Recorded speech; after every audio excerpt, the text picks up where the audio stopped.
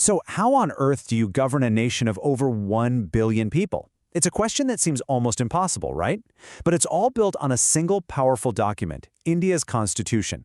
Today, we're going to use that very blueprint to take a look under the hood at the intricate machinery that makes India run. All right, so here's how we're going to break this all down. First, we'll start with the foundation, that living blueprint I mentioned. Then we'll get into the people who make and sometimes break the rules. After that, we'll meet the ultimate referees. Then we'll see how the whole system gets an upgrade. And finally, we'll look at where these rules actually hit the ground in the real world. This is really the fundamental challenge, isn't it? For a country as enormous and diverse as India, you can't just write a bunch of laws and call it a day. You need a framework that is solid enough to provide stability, but also flexible enough to change with the times. So where do you even start? Well, the answer starts right here, with one single, unbelievably powerful document, the Constitution of India. You have to understand, this is so much more than just a legal text. It's the actual blueprint for the entire nation. The best way to think about it is like the nation's operating system. It doesn't just list a bunch of rules. No, it does something far more fundamental. It decides who gets to make the laws, like Parliament, and crucially, it draws these bright red lines that the government is absolutely forbidden to cross. And it really all comes down to this incredible, delicate balance. On one hand, the Constitution gives a ton of power to institutions like Parliament. But on the other, it protects every citizen with a set of fundamental rights. It's designed to be rigid enough for security, but just flexible enough to adapt. And that's exactly why people call it a living document. Okay, so who actually writes all the day-to-day rules? Let's dive into the legislature. This is kind of like the engine room, where the laws that govern everything from our daily lives to the politicians themselves get hammered out. It's pretty interesting that some of the most critical rules are the ones for the rulemakers themselves. Take the anti-defection law. It was created to stop politicians from jumping from one party to another just for personal gain, an act that could literally bring down a government.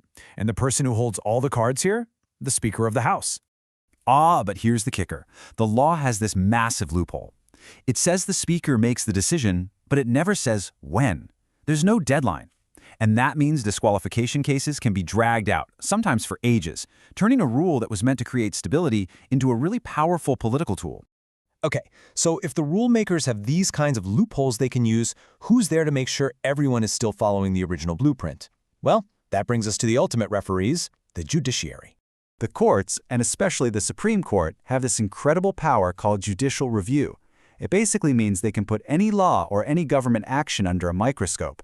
And if they find it violates the Constitution, they can just strike it down. They are, without a doubt, the guardians of the blueprint. And if you really want to grasp just how much power they have, you have to look at Article 142.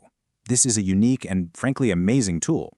It gives the Supreme Court the authority to issue pretty much any order it thinks is necessary to deliver complete justice, even if that means stepping beyond the existing laws on the books.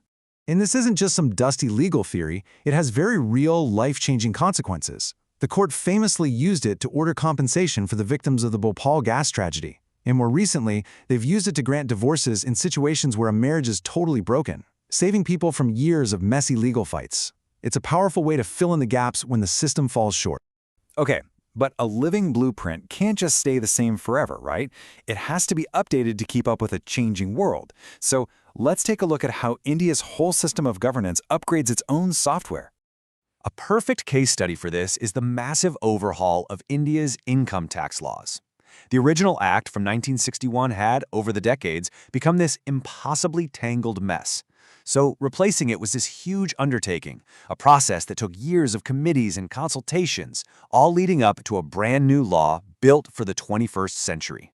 And what's really fascinating here is the complete shift in philosophy.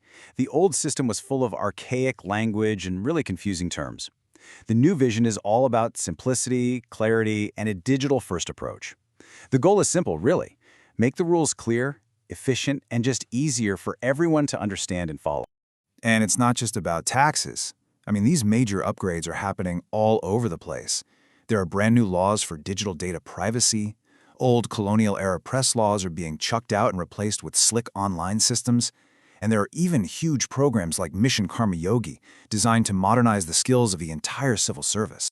So all these abstract rules, these court cases, these big reforms, they're not just theoretical exercises. They have very real, tangible consequences that actually shape the map of the country and impact millions of lives every single day. So let's make this super concrete. We're going to look at a few places that have been in the news recently and see exactly how they connect back to this governing blueprint we've been talking about. First up, Kalapani. This is a territorial dispute with Nepal, but when you boil it down, it's really an argument about the blueprint's borders. It's a clash over historical treaties, geography, and even the course of a river.